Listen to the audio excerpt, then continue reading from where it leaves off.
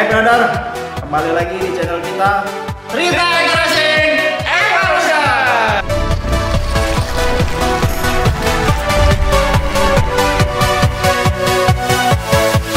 Yeah.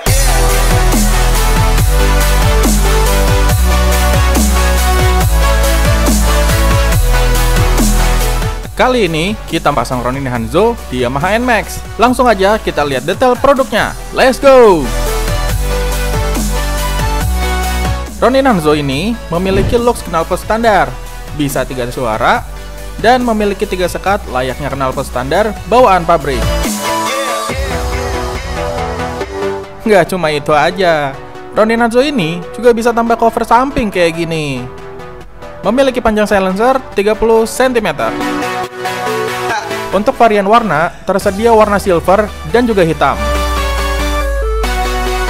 Bahan yang digunakan untuk Ronin Hanzo ini adalah stainless steel 201 yang tahan serangan karat.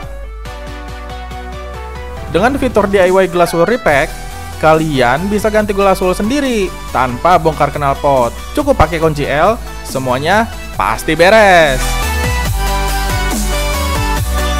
Cek sound, seperti biasa. Kita ucapkan mantranya, ya sikatlah brother!